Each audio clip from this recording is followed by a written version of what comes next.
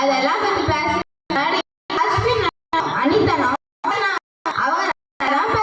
அவங்க தூரம் அவங்க எவ்வளவு தூரம் பேசணும் அவ்வளவு தூரம் நல்லா தான் பேசினாங்க. அதுல இருந்து நம்ம தம்பி அஸ்வின் முன்னாடி நாங்க வச்ச பொட்டெல்லாம் ஒரு ரூபா புத்து சைஸ்ல இருந்தானே நாங்க வைக்க பார்க்கணும்னு சொன்னா எங்களோட பொட்டு இவ்வளவு தூரம் சின்னதாக காரணமே ஆண்கள் தானே. நாங்க அழகா குளிச்சு மூஞ்சிக்கு மஞ்சள் பூசி நெச்சு நிறைய அவங்க கண்ணுக்கு நாங்க தெரியறதோ பட்டிகாடு மஞ்சக்காட்டு மைனான்னு சொல்லுவாங்க. மஞ்சக்காட்டு மைனா கொஞ்சி கொஞ்சி போறா அப்படின்னு பாட்டு பாடுவாங்க நடுவர் அவர்களே. சரி, இதெல்லாம் அனிதா நான் சொன்னாங்க. நாங்க 41 நாள் விரதம் இருந்து சபரிமலைக்கு போறாங்கன்னு அதை விட கட்டும் விரதம் இருந்து அழகி முருகனை வழிபடுறோன்னு செய்ய முடியாதுன்னு சொன்னாங்க. அதை நாங்க செய்யறதுக்கு சம்பிரதாயங்கள் எதுவும் இல்லையா நடுவர்களே. இன்ஃபேக்ட் இப்போ சம்டைம் ஒரு பொண்ணு அழகுத்திட்டு வந்துட்டாங்கன்னா அடுத்த வருஷமே நிறைய பொண்ணுங்க அழகுத்திட்டு இறங்கிடுவாங்க. எங்களை பொறுத்த வரைக்கும் ஸ்டார்டிங் ட்ரபிள் தானே நடுவர்களே. ஆனா இதுக்கு ஆண்கள் பக்கத்துல ஒரு விஷயம் இருக்கு. ஆண்கள் செய்யறது ஆண்கள் தான் செய்யணும். பெண்கள் செஞ்சாது தீட்டு, செய்யக்கூடாத பாவம், தொடக்கூடாத அந்நியம், இப்படி என்னென்னவோ சொல்லிடுவாங்க. சரி, நாங்க விரதம் இருந்து போறோம்னு சொல்றாங்களே. நான் இதுக்கு ஒரு கேள்வி கேட்கிறேன். இவங்க பாட்டுக்கு சொல்லாம கொள்ளாம மாலை போட்டு வந்துடுவாங்க. அம்மா ஆல்ரெடி மீன் சமைச்சு வச்சிருப்பாங்க. திரும்ப முதல்ல இந்த எல்லாரையும் பூஜை பறக்கி பூஜை ரூம்ல இருந்து A to Z எல்லாத்தையும் கிளீன் பண்ணி சாமிக்கு அதை பண்ணா பிடிக்காது, சாமிக்கு இதை பண்ணா பாவம், பத்திரமா பார்த்து பேக்கப் பண்ணி மலைக்கு அனுப்பிட்டு பத்திரமா திரும்பி வருமே ஹரஹரா மகாதேவா ஐயப்பான்னு சொல்லிட்டு வழக்கையான எல்லாம் பத்திரமா திரும்பி பார்த்தா வந்து மாலை அடுத்த நாளே கது வரைக்கும் 200 குங்குமம் அடுத்த நாளுமே குப்பிங்கையுமா தெரியும். இதுல சரி சொன்னா 60 பெருசா 3 பெருசா ஒத்து 60 தான் பெருசு, 11 பெருசா 1 பெருசான்னு கேட்டான். ஒத்துக்கிறேன், 11 தான் பெருசு. நான் ஒரு கேள்வி கேட்கிறேன், நீங்க அதுக்கு பதில் சொல்லுங்க. உங்க குழந்தைங்கள்ட்ட நீங்க ஃபர்ஸ்ட் ரேங்க் வாங்கினேன்னு கேட்பீங்களா இல்ல லாஸ்ட் ரேங்க் வாங்கினேன்னு கேட்பீங்களா? ஃபர்ஸ்ட் ரேங்க் தான் வாங்குறோம்னு கேட்பேன். எங்க அம்மா அப்பாவும் என்ன ஃபர்ஸ்ட் ரேங்க் வாங்கினா இல்ல லாஸ்ட் ரேங்க் வாங்கினா கேட்பாங்க. அப்படி ஃபர்ஸ்ட் ரேங்க் வாங்கினேன்னு சொன்னாலும் செகண்ட் ரேங்க் தேர்ட் ரேங்க் வாங்கு, அப்படி எதுவும் இல்லாம ஃபெயில் மட்டும் வாங்கிட்டு வந்துடாது அப்படின்னா நடுவர்களை சொல்லுவாங்க. இங்க 60வது ரேங்குக்கு மதிப்பு இல்லை, ஃபர்ஸ்ட் ரேங்குக்கு தான் மதிப்பு. அப்படி இருக்கும்போது 60 ஆண்களே 3 பெண், அந்த 3 பெண்ணை ஒரு பெண் சிறந்து விளங்கி எம்பெருமான் சிவபெருமானாலே அம்மையா ஏற்றுக்கொள்ளப்பட்டிருந்தாங்கன்னா அவங்க எப்படிப்பட்ட பெண்மணியா இருந்திருப்பாங்க நடுவர்களே. அவங்களோட பக்தி எந்த அளவுல இருந்திருக்கும் நடுவர்கள். அவங்களுக்கு நான் ஒரு உதாரணம் சொல்றேன். அவங்க யாருன்னா அவங்க தான் காளைக்காரங்க.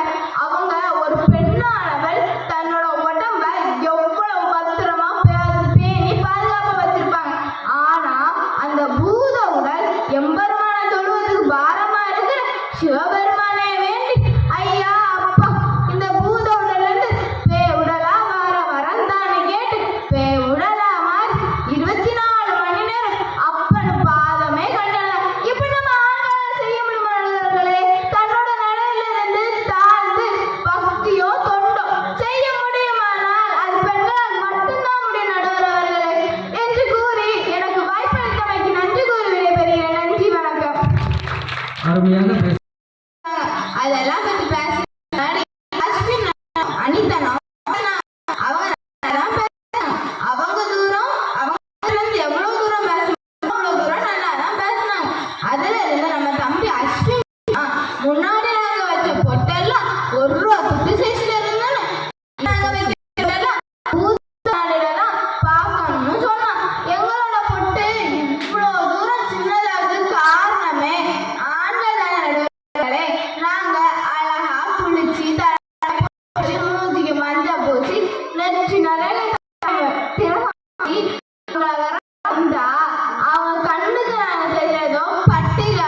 மஞ்சக்காட்டு மைனான்னு சொல்லுவாங்க. மஞ்சக்காட்டு மைனா கொஞ்சி கொஞ்சி போறா அப்படின்னு பாட்டு பாடுவாங்க நடுவர் அவர்களே. சரி, இதெல்லாம் அனிதா நான் சொன்னாங்க. நாங்க 41 நாள் விரதம் இருந்து இருமுறை சபரிமலைக்கு போறாங்கன்னு அதை விட கட்டும் விரதம் இருந்து அழகு முருகனை வழிபடுறோன்னு அதெல்லாம் செய்ய முடியாதுன்னு சொன்னாங்க. அதை நாங்க செய்யறதுக்கு சம்பிரதாயங்கள் எதுவும் இல்லை நடுவர்களே. இன்ஃபேக்ட் இப்போ சம்டைம் ஒரு பொண்ணு அழகுத்திட்டு வந்துட்டாங்கன்னா அடுத்த வருஷமே நிறைய பொண்ணுங்க அழகுத்திட்டு இறங்கிடுவாங்க. எங்களை பொறுத்த வரைக்கும் ஸ்டார்டிங் ட்ரபிள் தானே நடுவர்களே. ஆனா இதுக்கு ஆண்கள் பக்கத்துல ஒரு விஷயம் இருக்கு. ஆண்கள் செய்யறது ஆண்கள் தான் செய்யணும். பெண்கள் செஞ்சால் தீட்டு, செய்யக்கூடாத பாவம், தொடக்கூடாத அந்நியம், இப்படி என்னென்னவோ சொல்லிடுவாங்க. சரி, நாங்க விரதம் இருந்து போறோம்னு சொல்றாங்களே. நான் இதுக்கு ஒரு கேள்வி கேட்கிறேன். இவங்க பாட்டுக்கு சொல்லாம கொள்ளாம மாலை போட்டு வந்துருவாங்க. அம்மா ஆல்ரெடி மீன் சமைச்சு வச்சிருப்பாங்க. திரும்ப முதல்ல இந்த எல்லாரையும் பூஜை பறக்கி பூஜை ரூம்ல இருந்து A to Z எல்லாத்தையும் கிளீன் பண்ணி சாமிக்கு அதை பண்ணா பிடிக்காது, சாமி இதை பண்ணா பாவம், பத்திரமா பார்த்து பேக்கப் பண்ணி மலைக்கு அனுப்பிட்டு பத்திரமா திரும்பி வருமே ஹரஹரா மகாதேவா ஐயப்பான்னு சொல்லிட்டு வழக்கையான எல்லாம் பத்திரமா திரும்பி பார்த்தா வந்து மாலை அடுத்த நாளே கது வரைக்கும் 200 குங்குமம் செஞ்சவன். அடுத்த நாளுமே குப்பிங்கை மாதிரி இதுல சரி சொன்னா 60 பெருசா 3 பெருசா ஒத்து 60 தான் பெருசு, 11 பெருசா 1 பெருசான்னு கேட்டான். ஒத்துக்கிறேன், 11 தான் பெருசு. நான் ஒரு கேள்வி கேட்கிறேன், நீங்க அதுக்கு பதில் சொல்லுங்க. உங்க குழந்தைங்கிட்ட நீங்க ஃபர்ஸ்ட் ரேங்க் வாங்கினேன்னு கேட்பீங்களா இல்ல லாஸ்ட் ரேங்க் வாங்கினேன்னு கேட்பீங்களா? ஃபர்ஸ்ட் ரேங்க் தான் வாங்குறோம்னு கேட்பேன். எங்க அம்மா அப்பாவும் என்ன ஃபர்ஸ்ட் ரேங்க் வாங்கினா இல்ல லாஸ்ட் ரேங்க் வாங்கினா கேட்பாங்க. அப்படி ஃபர்ஸ்ட் ரேங்க் வாங்கினேன்னு சொன்னாலும் செகண்ட் ரேங்க் தேர்ட் ரேங்க் வாங்கு, அப்படி எதுவும் இல்லாம ஃபெயில் மட்டும் வாங்கிட்டு வந்துடாத அப்படின்னா நடுவர்களை சொல்லுவாங்க. இங்க 60வது ரேங்குக்கு மதிப்பு இல்லை, ஃபர்ஸ்ட் ரேங்குக்கு தான் மதிப்பு. அப்படி இருக்கும்போது 60 ஆண்களே 3 பெண், அந்த 3 பெண்ல ஒரு பெண் சிறந்து விளங்கி எம்பெருமான் சிவபெருமானாலே அம்மையா ஏற்றுக்கொள்ளப்பட்டிருந்தாங்கன்னா அவங்க எப்படிப்பட்ட பெண்மணியா இருந்திருப்பாங்க நடுவர்களே. அவங்களோட பக்தி எந்த அளவுல இருந்திருக்கும் நடுவர்களே. அவங்களுக்கு நான் ஒரு உதாரணம் சொல்றேன். அவங்க யாருன்னா அவங்க தான் காளைக்காரங்க. அவங்க ஒரு பெண்ணானவள் தன்னோட உடம்ப எவ்வளவு பத்திரமா பேணி பாதுகாப்பா வச்சிருப்பாங்க. ஆனா அந்த பூத உடல் எம்பெருமான தொழுவதுக்கு பாரமா இருக்கிற சிவபெருமானே வேண்டி ஐயா அப்பா இந்த பூத உடல்ல இருந்து பே உடலா வரந்தான்னு கேட்டு பே உடலா மாறி 24 மணி நேரம் அப்பன் பாதமே கண்டன. இப்படி நம்ம ஆண்களால் செய்ய முடியுமா நடுவர்களே? தன்னோட நிலையில இருந்து தாழ்ந்து பக்தியோ தொண்டோ செய்ய முடியுமானால் அது பெண்களால் மட்டும்தான் முடியும் நடுவர்களே என்று கூறி எனக்கு வாய்ப்பளித்தமைக்கு நன்றி கூறி விடைபெறுகிறேன். நன்றி, வணக்கம். அருமையாக பேச. நீங்க ஏன்பா கிண்டல் பண்றீங்க? அவங்க பொட்டு வைக்கிறத பத்தி கிண்டல் பண்ண மாட்டேன்னு ஒரு வார்த்தை கொடுத்துருங்க. நாளையில இருந்து ஒரு ரூபாய் நாணய சைஸுக்கு பொட்டு வச்சுட்டு வந்துருவாங்க. சரிங்களா? அப்புறமா விரதம் இருக்கும்போது நல்லா தானே அவங்க எடுக்கிறாங்க. விரதம் முடிச்சதுக்கு அப்புறம் தானே தண்ணி எல்லாம் அடிக்கிறாங்க. அதனால அதெல்லாம் ஒன்றும் பிரச்சனை இல்லைம்மா அப்படின்னு நான் நினைக்கிறேன். எனக்கு திருப்பியும் 1ஆம் வகுப்புலேருந்து படிக்கணுமோ அப்படின்னு தோணுது. ஏன் இதே கொஸ்டின் கேட்டுகிட்டே இருக்காங்க. 60 பெருசா, 1 பெருசா, 2 பெருசா, 40 பெருசா, 10 பெருசான்னு எனக்கே கன்ஃபியூஸ் ஆகிடும் போல இருக்கு. எப்படியும் பக்கத்தில் இருக்கிற ஸ்கூலில் அட்மிஷன் வாங்கிட வேண்டியதுதான். நல்லா அருமையாக பேசுனீங்க. இப்போ ஆண்கள் தான் பக்தியிலும் பண்பாட்டிலும் சிறந்தவர்கள் அப்படின்னு பேச வர்றாங்க தர்ஷினி.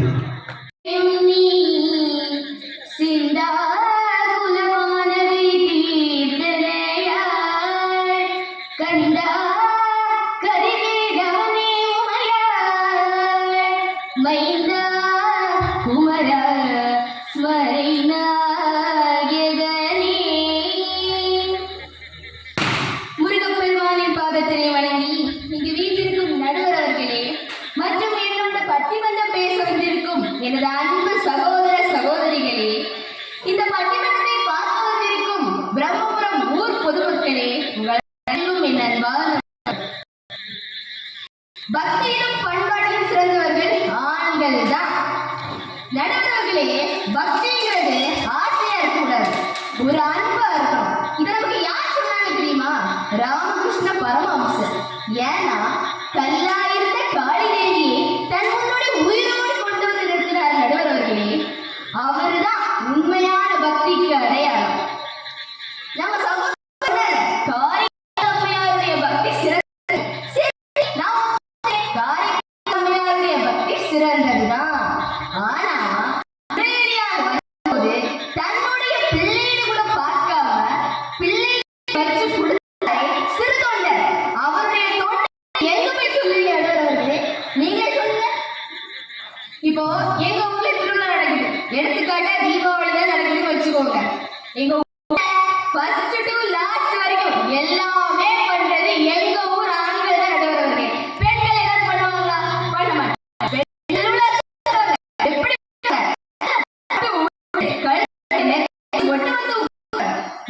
சும்மாயா இருப்பாங்க? ஒருவேளை அவங்க பக்கத்து வீட்டுக்காரி வந்துட்டா சொல்லுவா, இந்த ஒரு பக்கத்து வீட்டுக்காரி புதுசா ஒரு சாரியும் நகரட்டும் போட்டுட்டு வந்த சுவாலி முடிஞ்சு உடனே சொல்லுவா, இவன் இந்த சாரியை எப்ப வாங்குறா? எனக்கு சொல்லவே இல்லை. இந்த நெக்லஸ் வாங்குற விஷயம் எனக்கு சொல்லவே இல்லை. பாத்தியா, இதுதான் நடுவர்களே பெண்களுடைய பக்தி. இது ஒரு காலம். ஆனா இப்ப ட்ரெண்ட் மாறி போச்சு. என்ன தெரியுமா? ஊர்ல விளக்கு பூஜை நடக்கும். விளக்கு பூஜையில பெண்கள் வரமாட்டாங்க, அதான் விஷயம். விளக்கு பூஜை முடிச்சிட்டு தீப ஆராதனை காணிப்பாங்க அம்மனுக்கு. பௌர்ணமினா அம்மனுக்கு அழகா பட்டெல்லாம் உடுத்து பொட்டு நல்லா வச்சு அலங்காரம் எல்லாம் பண்ணியிருப்பாங்க. இது உண்மைதானே? அம்மனுக்கு புதுசா அன்னைக்கு ஒரு சாரி கட்டியிருந்தாங்க வச்சுக்கோங்க. நான் ஊர்ல விளக்கு பூஜைக்கு நின்றேன். என் பேக்ல இருந்து ஒரு அக்கா சொல்லாரு, அம்மனுக்கு கட்டியிருக்க சாரி எனக்கு பாடம் புதுசா இருக்கு பத்தியா? இத நாளைக்கு இல்ல இல்ல இன்னைக்கு ராத்திரியே மீஷோல ஆர்டர் போட்டு வாங்கிடும். இந்த ஆர்டர் போட்டு 4 நாளைக்கு இதே சாரி கட்டிட்டாரு. பார்த்தீங்களா நடுவர்களே, பெண்களுடைய பக்தி அம்மன்ல இல்ல, அம்மன் என்ன சாரி கட்டியிருக்கிறதா இருக்கு. நடுவர்களே, ஆழ்வார்கள் நாயன்மார்கள் இவங்களெல்லாம் விடுங்க. பக்தி நடிகை சொல்றதுக்கு ஒருத்தர் வந்தாரு தெரியுமா? யார் தெரியுமா நடுவர்களுக்கு? சொல்லுங்க. அது வேற யாரும் இல்ல, சுவாமி விவேகானந்தர். அவரோட தொண்டை பத்தி சொல்ல முடியுமா? இல்ல அவருக்கு ஈர ஒருத்தர் சொல்ல முடியுமா நடுவர்களே? இப்போ ஒரு எக்ஸாம்பிள் சொல்றேன். ஒரு இடத்துல ஒரு சாமியார் இருந்தார். அந்த சாமியாரை பார்க்க ஒரு அம்மா பிடிச்சிடும். அந்த சாமியார் கட்டி அந்த அம்மா கேட்டுச்சு, சாமியாரே எனக்கு ஞானம் வேணும் அப்படின்னு கேட்டுச்சோம். இப்படி சாமியார் சொன்னாரு, ஞானம் தானே, ரொம்ப ஈஸி, 2 மந்திரம் சொல்லு, ஒரு காலம் வச்சா அப்படின்னு சொல்லிச்சான். உடனே அந்த அம்மாவுக்கு ஒரு ரொம்ப சந்தோஷம். இவ்வளவுதான், சரி செஞ்சிடலாம். ஆனா எனக்கு ஒரு சந்தேகம் அப்படின்னு சொல்லிச்சா. உடனே அந்த அம்மா இந்த சாமியார் கேட்டுச்சா, என்ன சந்தேகமா அப்படின்னு கேட்டுச்சா. உடனே அந்த அம்மா சொல்லிச்சு, பழம்னு சொன்னீங்கல்ல, அது ரசகதளி பழமா இல்ல வாழைப்பட்டா பழமான்னு கேட்டுச்சா. நடுவர்களே, பெண்களுடைய பக்தி பழத்துல தான் இருக்கு, சாமிகிட்டே இல்ல. இதுல இருந்தே தெரியும். நடுவர்களே, ஆடையை பத்தி சொன்னேன். ஆனா அந்த காலத்திலே கண்ணதாசன் ஒரு பாட்டு சொல்லியிருக்காரு. என்ன தெரியுமா? ஆடிய நிழல் ஆடம்பரங்கள் கடவுள் விரும்புவதில்லை, அங்கொரு கண்ணம் இங்கொரு கண்ணம் ஆலய வழிபாட்டில்லை. என்னுடைய அணியிலிருந்து என்னுடைய தம்பி அஸ்வின் சொன்னார்.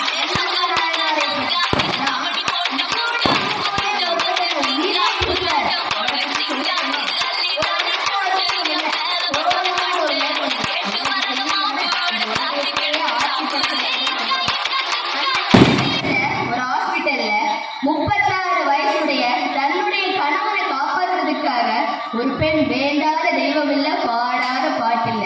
அதே ஆஸ்பத்திரியில ஒரு பெரியவர் இருக்காரு, 86 வயசு இருக்கும். அவருக்கும் கொரோனா நோய் இருந்துச்சு. இவ அழுதுட்டே இருக்கா. அவருக்கு மனசு தாங்கல. போய் பக்கத்துல போய் என்னம்மா என்ன ஆச்சு அப்படின்னு கேட்டாரு. அவன் சொல்றா, 1 மணிக்கூர்ல என் ஹஸ்பண்டுக்கு ஆக்சிஜன் வசதி உள்ள ஒரு படுக்கை கிடைக்கலன்னா அவர் செத்துருவாருன்னு டாக்டர் சொல்லிட்டாரு. எனக்கு என்ன பண்ண அப்படின்னு தெரியலன்னு சொல்றான். உடனே இந்த பெரியவர் சொன்னாரு, நான் வாழ்ந்து முடிச்சுட்டு மனுஷன் நீ வாழக்கூடியவ. அதனால என்னுடைய ஆக்சிஜன் படுக்கையை நீ எடுத்துட்டு போய் உன் உசுரை காப்பாத்திக்கோன்னு சொல்லிச்சு. ஆனா அந்த மனுஷன் என்ன தெரியுமா பண்ணாரு? தன்னுடைய ஆக்சிஜன் மாஸ்கை மட்டும் கலத்தல, தன்னுடைய உசுரையே விட்டுட்டாரு. இங்க இருக்கு நடுவர் அவர்களே ஆண்களுடைய பண்பாடு எங்க இருக்குன்னு. தனக்கு கிடைக்காத கல்வி ஏழை எளிய மக்களுக்கு கிடைக்கணும்னு பள்ளிக்கூடெல்லாம் கட்டினாரே காமராசர். அவருடைய பண்பாட்டை மறக்க முடியுமா? அதுக்கு ஒரு எடுத்துக்காட்டு சொல்லட்டா? சிவகங்கை மாவட்டத்துல பஸ் ஸ்டாண்ட் பக்கத்துல ஒரு அரசு பேருந்தும் ஒரு காரும் மோதிடுச்சு. ஆனா நல்ல விதமா அங்க யாருக்கும் எந்த ஆபத்தும் இல்லை. என்ன நடந்துச்சுன்னா, வண்டி மோதினதுல சில கண்ணாடி துண்டுகள்லாம் ரோட்ல விழுந்துச்சு. போற வாரத்துல எல்லாம் அதை பாக்குறாங்க, ஆனா ஒண்ணுமே பண்ணல. பாக்குறாங்க போறாங்க, அவ்வளவுதான். ஆனா அதே சிவகங்கை மாவட்டத்தை சேர்ந்த முத்துப்பாண்டிங்கிற பையன், 14 வயசு பையன், நரிக்குறவர் இனத்தை சேர்ந்தவன். அவனை பார்க்கிறான், அவனுக்கு மனசு கேட்கல. ஓடுறா ஓட்டம், ஓடி போய் ஒரு தொடப்பத்தை எடுத்து அங்க இருக்கிறதுல கண்ணாடி துண்டுகளை தூத்து வாரிட்டான். நான் என்ன தெரியுமா சொல்ல வரேன்? அவங்க என்ன தெரியுமா யோசிச்சான்? இந்த கண்ணாடி துண்டுகள் யாருக்கையாச்சும் காலில் குத்துனா ரத்தம் வந்து அவனுக்கு வலிக்குமே அப்படின்னு யோசிச்சவன் தன் காலில் செருப்பு இல்லைன்னு கூட ஞாபகம் இல்லாம ஓடி போய் அந்த கண்ணாடி துண்டுகள் எல்லாம் பறக்கிறான். இங்க இருக்கிறவர்களே ஆண்களுடைய பண்பாடு எங்க இருக்குன்னு. நடுவர்களே நாங்க எக்ஸாம்பிள் சொல்லி எங்க வீட்டுல நான், அம்மா, எங்க அப்பா. எங்க அப்பா டிரைவர், அம்மா டீச்சர். எங்க அப்பா என்ன காலைல டெய்லி எந்திப்பாரு, குளிப்பாரு, அவருக்கு வேலையில செய்வாரு. சாமி கும்பிடாம ஒரு நாள் அவர் வீட்டை விட்டு இறங்குறது கிடையாது. அது மட்டும் இல்ல நடுவர்களே, சாமி கும்பிடாம அவர் சாப்பிட கூட மாட்டார். அப்படிப்பட்டவங்க எங்க அப்பா. நான் சின்ன வயசுல இருந்தே பார்த்து வளர்ந்துருக்கேன். ஆனா எங்க அம்மா என்ன சாமி கும்பிடுவாங்க இல்லைன்னா சொல்ல மாட்டேன். ஒரு வேலை ஸ்கூல்ல இருந்து நேராட்டி போன் வந்து சொல்லுவோம், ஓடுவாங்க ஓட்டம், சாமியா முதுகு இல்லை இல்லை வேலை வேலை ஓடிட்டே இருப்பாங்க. இதுல என்ன தெரியுதா? எங்க அப்பாவுக்கும் வேலை இருக்கும், அப்பாவுக்கும் போன சவாரி வரும். ஆனா சாமி கும்பிடாம ஒரு வீட்டை விட்டு இறங்க மாட்டார் நடுவர் அவர்களே. நடுவர் அவர்கள் உங்களுக்கு கேட்க, நீங்க உங்களுக்கு ஒரு விஷயம் வேணும்னா நீங்க எத்தனை வாட்டி போவீங்க? கிடைக்கிற வரைக்கும் போக வேண்டியதுதான். சரி, இத்தனை வாட்டி ஒரு நம்ம சொல்லுவீங்களா? இத்தனை வாட்டி போவேன், இத்தனை வாட்டி அப்படின்னு. சரி, ஒரு தடவை 2 வாட்டி போவீங்களா? சரி, 5 வாட்டி போயின்னு வச்சோம். ஆனா இங்க ஒருத்தர் 18 வாட்டி ஸ்ரீரங்கத்திலிருந்து திருக்கோஷ்டர் வரைக்கும் நடந்தே போயிருக்காரு. எதுக்கு நடந்தாருன்னு அப்புறமா சொல்லி. சரி, நடந்து போனார்களா? அவருக்கு என்ன கிடைச்சது? முக்திக்கான மந்திரம் கிடைச்சிச்சு. சரி, முக்திக்கான மந்திரத்தை அவருடைய குருதேவர் சொன்னார். குருதேவர் அப்பவும் சொன்னார், இந்த மந்திரத்தை நீ யார்கிட்டையும் சொல்லக்கூடாது. இவர் நல்ல மண்டையை கோபுரத்துக்கு உச்சிக்கு ஏறினாராம். ஏறிட்டு எல்லா அடியவர்களையும் எல்லா மக்களையும் கூப்பிட்டு அந்த மந்திரத்தை சொல்லிட்டாரு. சொன்ன உடனே குருதேவருக்கு பயங்கர கோபம். என் மடையா உனக்கு சொல்லிதானே அனுப்பின இந்த மந்திரத்தை யார்கிட்டையும் சொல்லக்கூடாது. உடனே அவர் கேட்டாரா, நான் இந்த மந்திரத்தை இவங்களுக்கு சொல்லிட்டேன், அதனால இவங்களுக்கு என்ன கிடைக்கும்? உடனே குருதேவர் சொன்னாரு, இவங்க எல்லாம் வைகுண்டத்துக்கு போவாங்க. அப்படியா? இந்த மந்திரத்தை சொன்னது நான் தான், அப்ப எனக்கு என்ன கிடைக்கும்? நீ நரகத்துக்கு தான் போவ. உடனே அவர் சொன்னாரு, இத்தனை பேர் வைகுண்டத்துக்கு போறாங்கன்னா நான் ஒருத்தர் நரகத்துக்கு போறதுக்கு எனக்கு எந்த பிரச்சனையும் இல்லை. அப்படி சொன்னவர் வேற யாரும் இல்லை நடுவர் அவர்களே, ராமானுஜர் தான். இவருக்கு ஈடா ஒருத்தரை சொல்ல முடியுமா பெண்கள்? எனவே இந்த நல்ல ஒரு வாய்ப்பை வழங்கிய ஸ்ரீ கிருஷ்ணா மன்றத்திற்கு நன்றி கூறி விடைபெறுகிறேன். நன்றி, வணக்கம். அருமையாக பேசுறாங்க.